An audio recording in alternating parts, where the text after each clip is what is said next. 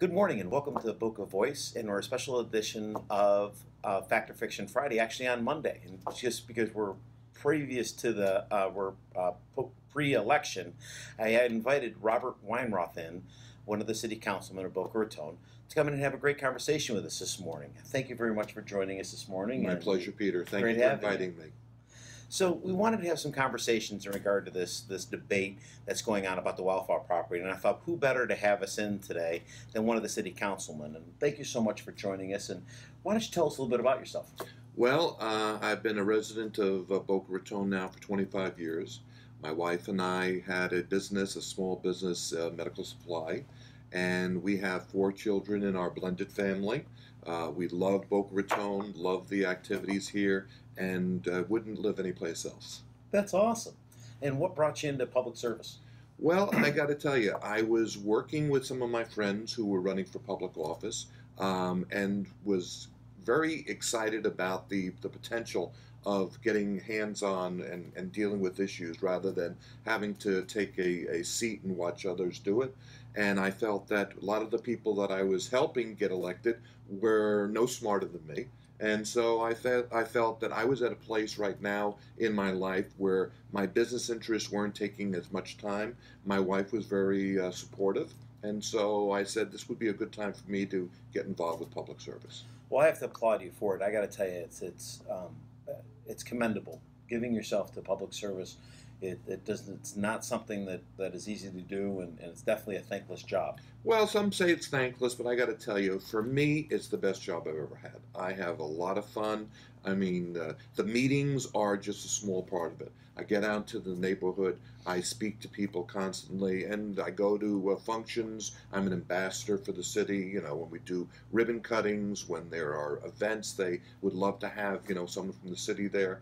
And I enjoy that. I enjoy having people come up to me, either telling me that they approve of what we're doing, and even those who don't approve. I like to listen to them and hear what their views are. I try not to be isolated, have my own views just the way that I think things should be. So, as I say, I've never had a better job in my life. I just love it. Well, that's great. Well, thank you so much. I think you're doing a great job. So let's talk a little bit about the wildflower property. Wildflower? What's that?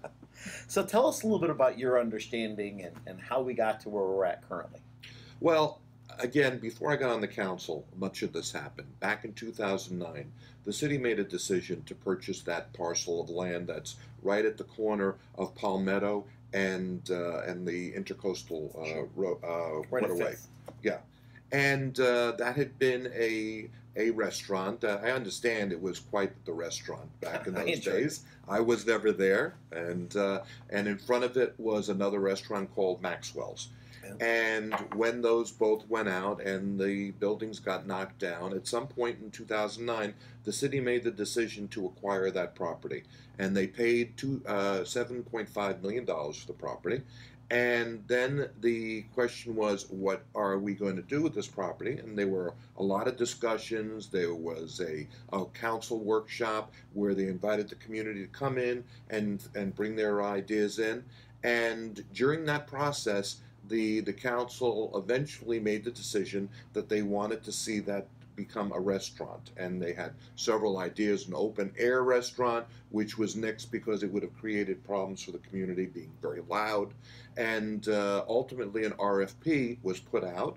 The Hillstone Corporation responded, and the city was in the process of negotiating a lease with the Hillstone Group so that eventually we could have a quality restaurant on that site where people could enjoy being on the water, eating there, dining there, walking along what would be a walkway. Perhaps we'd have dockage or whatever, and it would be something that everybody could enjoy, that you wouldn't have to be wealthy enough to own a residence on the waterway, on the intercoastal, or on the ocean.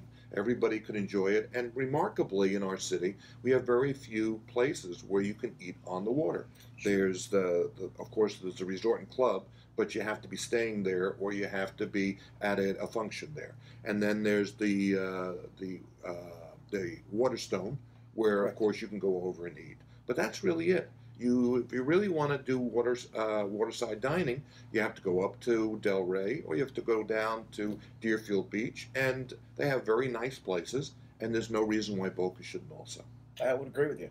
So tell me some of the challenges that you've seen, some of the residents on both sides. Tell me some of the things you've heard. Well, look, it's no secret that there have been people who have been challenging the city's decision to go in that direction. There are people who have challenged the idea of a 25 or 50-year land lease to Hillstone.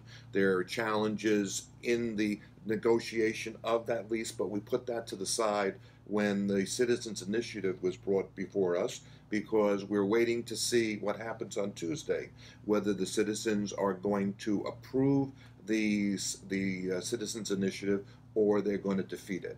Can I ask you a couple questions about that? Sure. Because there's been a lot of debate about this, Mhm. and specifically in the language on it. Right. Now, some people are asking, why in the world would the city write such a crafted message that makes it seem like it's impossible to write, or it's so confusing? Well, Peter, you're not the first person who's asked me that. And I've got to tell you, it wasn't written by the city. The language of this initiative was actually formulated by a committee of residents.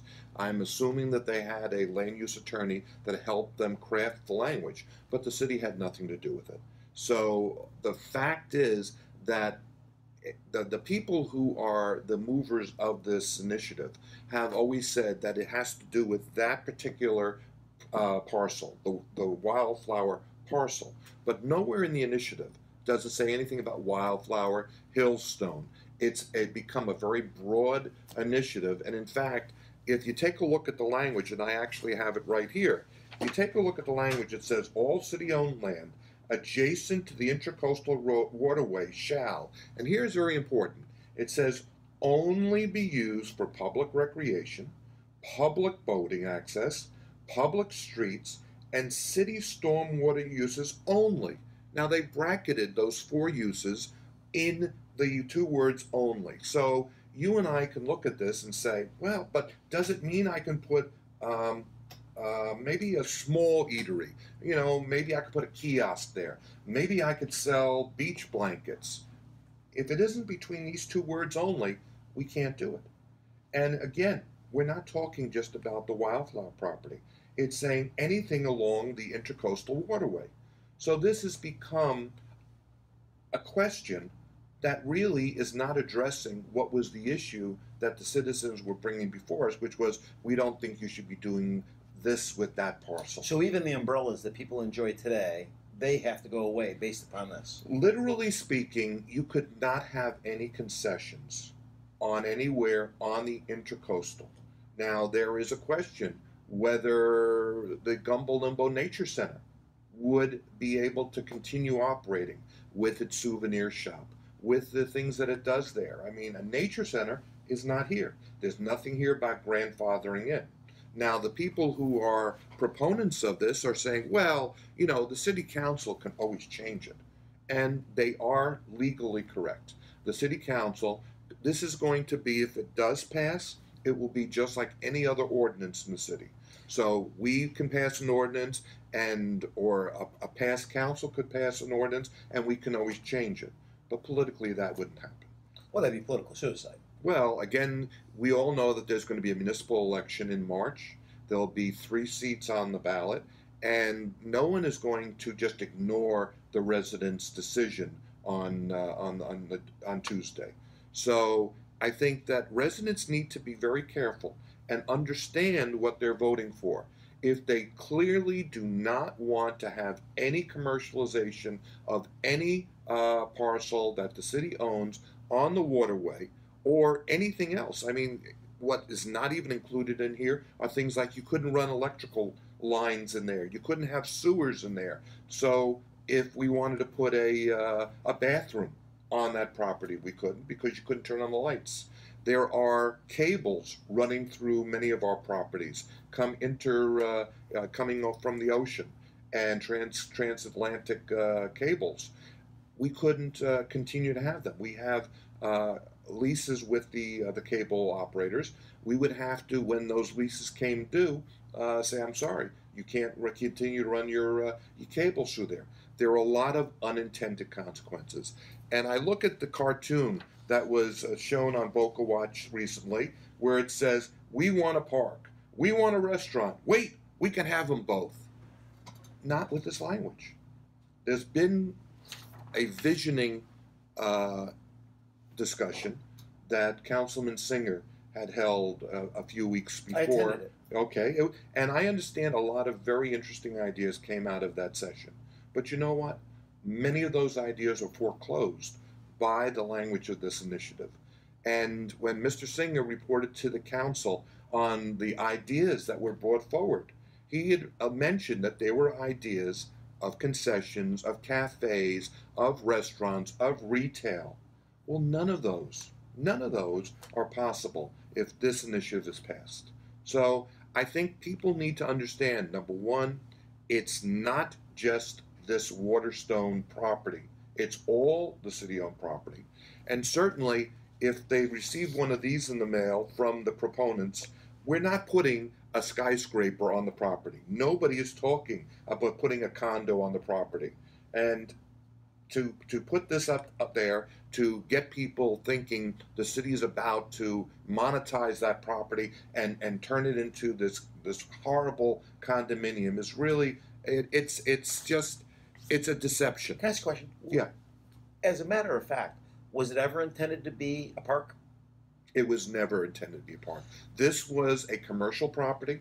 It was bought as a commercial property. It has never been a park, and it was never intended. But it did have an opportunity to become a condo, and it was turned down, did it not? At the point in time when this was being considered by the city for purchase, I understand that there was a developer who was considering putting a condominium on it. And I do believe that if it was turned into that, I actually probably would have opposed the condominium complex there. I don't think that would have been right for the city. Well, remember, and you know, there's a lot of discussion about what's going on in our downtown right now. You know, we're doing a redevelopment which was approved by the voters 25 years ago, and we have an ordinance called 4035, which is basically the rules of how we build. People who own property in the downtown, and this actually is outside of the CRA. It's right across the street from where the boundary is. But people who own property have property rights. So if someone owned this property privately and they were able to come forward with a use that fell within our zoning, there's really no way to say, no, you know what, I'd prefer you just not do that.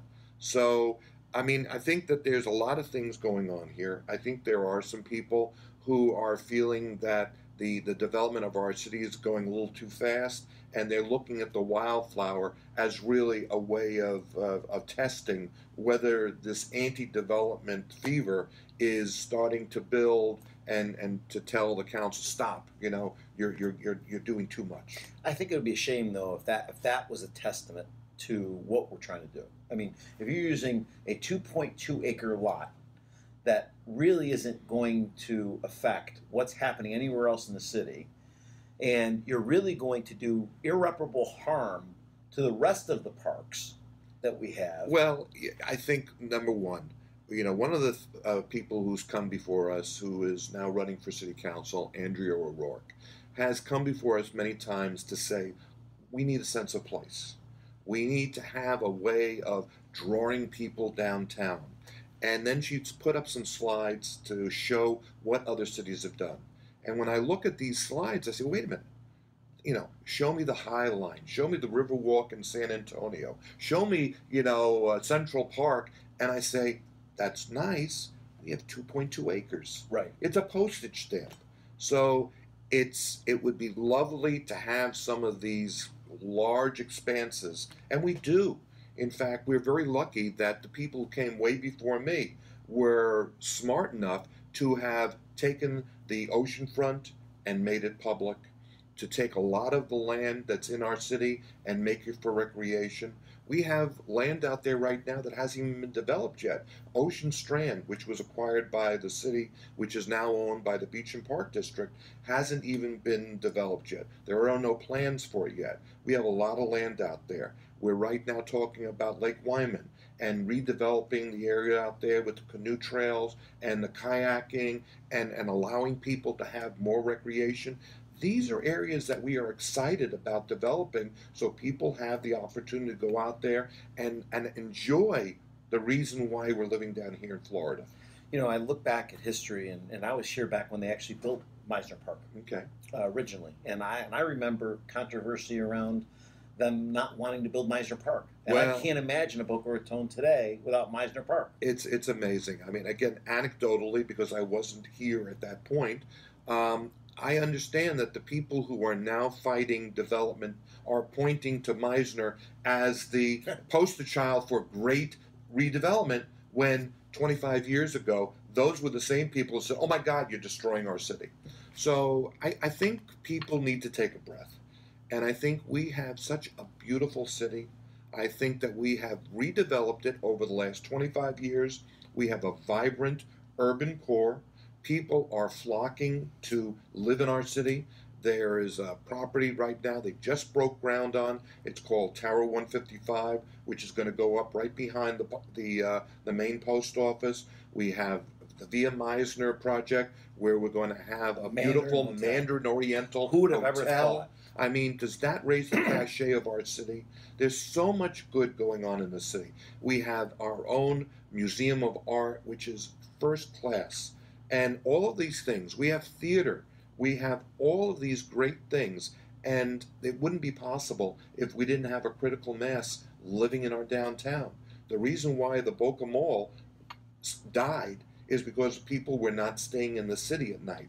They would just leave the city at the night, go back out in the suburbs, and Town Center was born. Now people are staying in the city. I live out west. I can't wait to move to the east. I'm an empty nester now. And to me, I'd like to get out of the golf club community, come into the city where the action is. Right. Well, thank you so much. Are there any other thoughts you'd like to leave with our residents? Well, I hope that our residents will be out tomorrow. Tomorrow is election day. If you haven't voted yet, either by mail or by early voting, please come out tomorrow, vote. It's very important. We have obviously a lot of things on the ballot. If president, we're going to have a U.S. senator, and go all the way down the ballot. The very last question is going to be the City of Boca Raton question. And please read the question carefully and make an informed decision.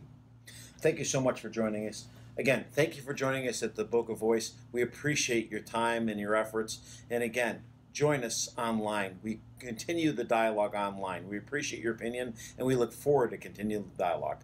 Thank you again. We look forward to seeing you on Fact or Fiction Friday.